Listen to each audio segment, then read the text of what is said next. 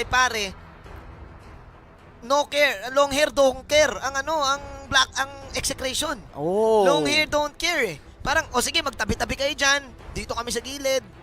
Bahala na kayo. Kung papansinin Ganun eh. mo, no, ang gusto pala ng execration talaga, why nila ganito yung nagiging ban nila, ayaw nilang maging aggressive yung mga hero dito Ng ni Blacklist. Oh My V. Pero given na Eve ang priority ng Blacklist dito, ang gusto naman nilang sabihin, hindi na kami mag-i-estes, hindi na kami mag-healing galing. Ayaw na namin nung ube strategy. Ang gusto naman namin ngayon is balagbagan. 2 mage kaagad dito. Oh My V with this Eve, and this Lunox might be a hero ngayon ni Oheb. Gusto ko yung binanggit mo dito, no? Makikita natin this time si The Queen na umatake para sa side ng Blacklist International. Galit na ang Reyna. Galit na ang Reyna, pero pare, binabanggit din to nung game number 1 and nung recent series ng Exe.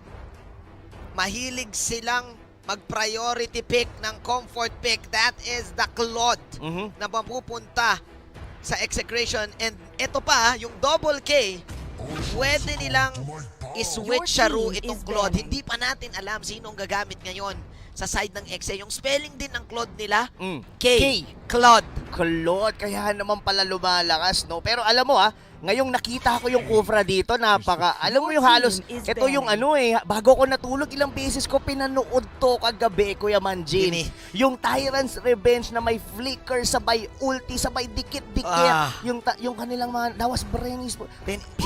Pinili na naman ni Cupra si Chuck Chuck No. Oo, Your si team Kuya is Joshua. Oo. Bakit ganun kalak? Alam mo ba, nagano nga, di ba, nagkaroon tayo ng konting break, napapause ako. Bakit ang lakas? ng Exe. Chuck No ni Cupra. Oo, at ng Exe. Tapos syempre mga kaibigan natin all throughout sa Exe, sila Kuya Nick, sila Kuya Alo, sila pala, sabi nila, tinraining daw pala nila. May ganun. May ganun. May ganung pag-training. Grabe naman pala yung pinagdaanan. Kumbaga, sa Dragon Ball, Kuya Manjin, pumasok sila sa silid ng Sa capsule. Oo, yung panahon, nakalimutan ko na. Pero Basta pag pumasok ka kasi doon, pag nag-training ka ng isang araw, katumbas noon, 1 taon. Doon yun sa may Cavite. Oo, iba pala Kasi pag sa Gen 3. Oo, South Boys tong mga to eh. Oh. South Boys for execration, proving to everyone that we can make it to the grand finals, and now up 2 games against the undefeated, 1 defeat lang, pero talagang naging dominant, sobra-sobra na Blacklist International. Pero Paano syempre, to, kaibigang Rob? Kuya Manjin, ang mga agents, talagang masipag yan pagka sa mga press cons, Oo, even totoo sa yan. Twitter, Totoo grabe yan. talaga yung community niyan, specifically ng B-Wise. Yeah. Nandyan sila lahat ngayon, nagkakapit bisig sila. They're providing energy ngayon sa kanilang mom shoes. Kasi kung iisipin mo kung gaano ka nagkakapit bisig ang Blacklist sa game, ganun din yung mga fans nila. Kapit bisig din sila ngayon. Again, giving energy to Blacklist International. Here we go, 2 picks left para sa side ng Blacklist Execration. Nakuha na rin nila yung Kagura. So nako, pare, AoE damage na naman. Saka kung titignan mo rito for execration, puro comfort pick nila ngayon yung mga nakuha nila with this Kagura, probably goes to Eto Max. Tapos syempre Renzo, ito yung ginamit niya all throughout the past 2 games. And kung titignan mo, ano pa ba ang posibleng maging kulang dito? Ang daming pwedeng maging pick dito ni Kelra. Pwede niya ngang ulitin dito yung Alice eh. Oo. Pwede niya rin i-pick dito yung Esmeralda. Kumbaga mamimili na lang dito ang execration ng lason para sa Blacklist. And even a Harit could also be a good pick. Depende na lang dito sa magiging pick ng Blacklist. Wala pang tunay na tank Or ang Blacklist ngayon. wala pa silang jungler, wala pa silang hero ni Wise. That's one of the reason bakit binan ng execration dito yung Aldous and as well yung Brody. Ngayon, kapit kamay ang mga members dito ng Blacklist. Ano kaya ang magiging hero ni Wise? Titignan mo yung itsura ni Wise. Medyo kahit papaano. Parang seryoso na. Seryoso na si Wise. Ayaw na ni Wise dito na maulit ang game number 1 and game number 2. We're waiting for the pick this time of Blacklist International. Meanwhile, Execration, ang daming options. Bukod sa mga binanggit mong options para kay Kelra, again, pwede mag-switch si Kelra at si Kiel DJ para dito sa Claude na pick. And here we go. Zapno coming in. Execration and Blacklist. Na-lock na dito ang picks, Rob Luna. We're gonna see it in a while. Yishun Shin, and that is the Khalid for Exe. So, AOE CC centric para sa side ng Exe. Meanwhile, ang daming damage output sa side ng Blacklist. Nilabas ang alas ni Wise, ang tinaguriang Wise SS. Ito na ba magliligtas sa side ng Blacklist? Remember, ladies and gentlemen, na ito ay best of 7. So, kailangan ng 4 wins.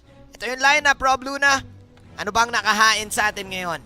Wow, kung titignan mo rito, Manjin, medyo may konti lang na tinwik dito si Coach Bon Chan. Kung kanina Estes yung gamit dito sa ganitong line-up ng Blacklist International, pinili naman nila ngayon yung Eve. Mas mabilis, and even with Oheb having the Lunox, mas mabilis siya na makakapag-provide ng damage. Kumbaga, ang gusto lang namang mangyari dito ng Blacklist International is to get the early to mid game at yung lahat ng hero nila doon nakasentro. Totoo.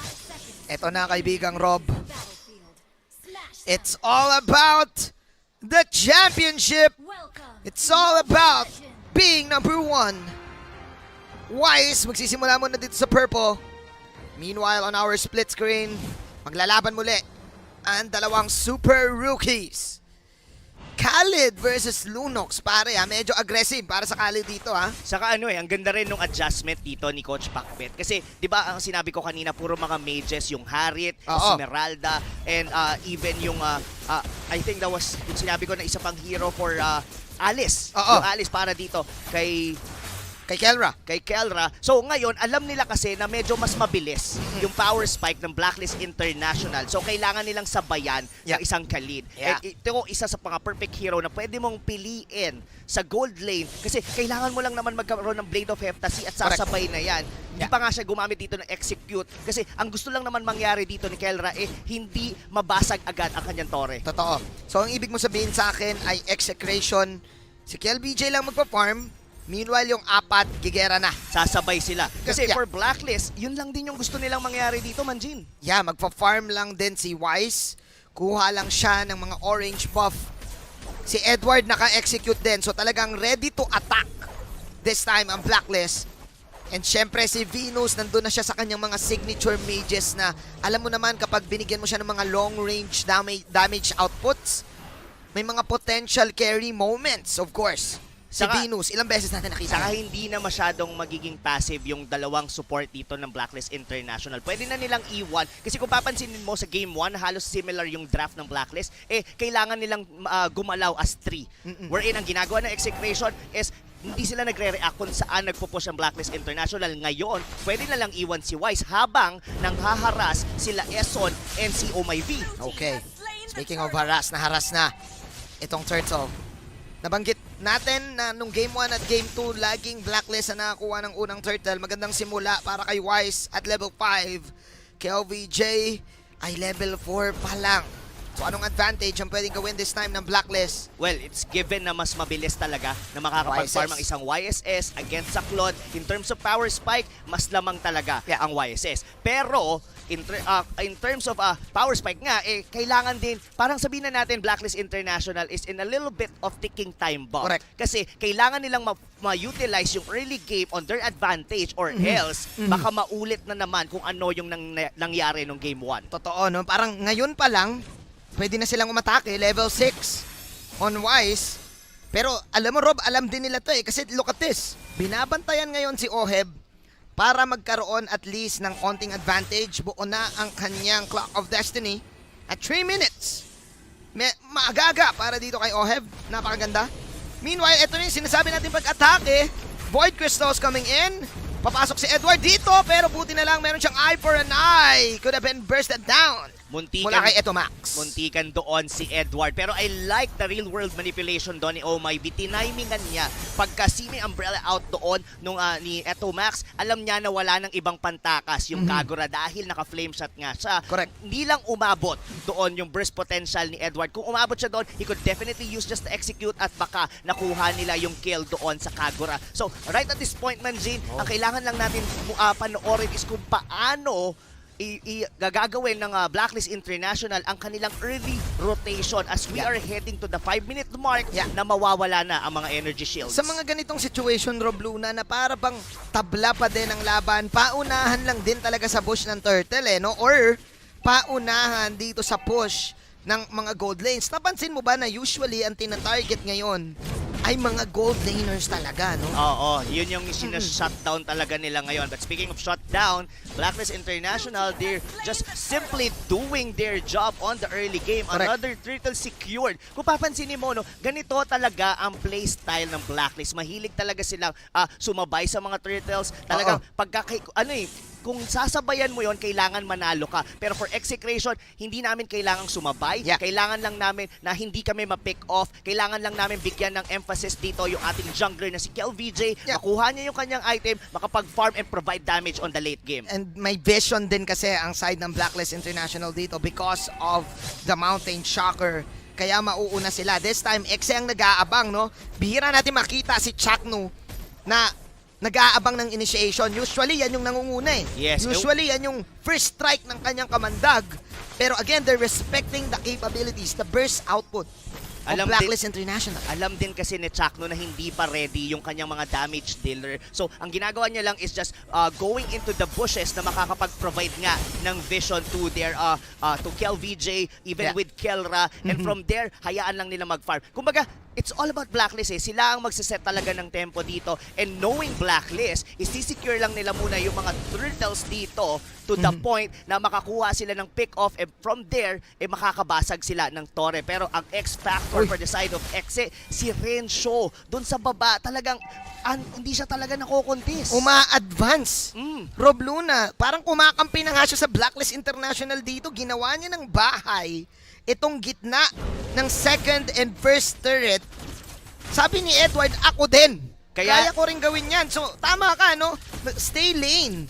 Static lane for Renzo dito. Kaya nawi-withstand ng Exe yung mga potential gank na gusto sanang gawin ng Blacklist International. Exactly. Pero ang magiging sagot lang, sabihin na natin dito yung dalawang side lane natin, si Edward pati si Renzo, talagang magkakat lang sila ng lane. So parang 4v4 nga yung ating match-up dito. And for Blacklist, kailangan lang nila kunin yung mga objective against execution. Kung papansinin mo sa mapa, talagang wapa kills. Wapa dito kills. ang mga members ng Exe dahil alam nila na kahit pa na makalamang kayo sa early, as long as hindi kami napipick off, sasabay kami. Katulad niyan, what a pick off kay Eson. Speaking of pick off, Kelra getting the first blood. So may onting bawi ang Exe.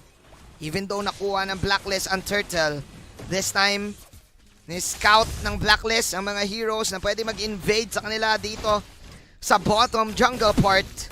Wise will secure the orange buff. 7 minutes na, Rob Luna, wala pang nagkakapusyan ng towers. Ganito ka-intense yung dance-off na nakikita natin. Yung rotations nakikita natin sa buong mapa.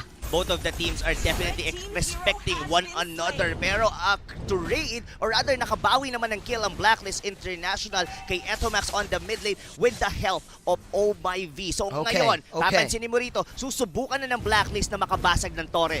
Okay. Nice pick off mula sa Blacklist International. Kanina pa nila hinahanap yon. Meanwhile, inuubos lang muna ni Edward yung mga mini glue in the bottom side. May rotation coming in from Wise. Sabi ni Wise, tara na, magbasag na tayo.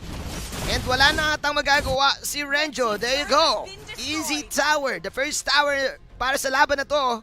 7 minutes 53 seconds. Alam natin kung ano ang gustong mangyari dito ng Blacklist International to choke out resources dito for execution. Isa-isahin yung kanilang mga Torre. That's one of the reason kung bakit maganda ang naging pick dito for the Khalid. Kasi nawi-withstand, naho-hold ito ni Kelra yung kanyang sariling lane, kaya hindi basta-basta silang mauubusan. Pero kung papansinin mo, yung mga members ngayon dito ng Blacklist International, they're heading towards the top lane. So, isisecure mo na nila tong turtle and move forward. Basag na naman ng Torre. So, pwedeng ulit-ulitin lang to ng Blacklist International. And for execution, they would want to find the opening. Yeah. Kumbaga, saan nga ba yung power spike natin? Saan nga ba magsisimula ang late game ng execution? Napakalupit sa Blacklist kasi nga alam na nila na ganito yung dapat gawin.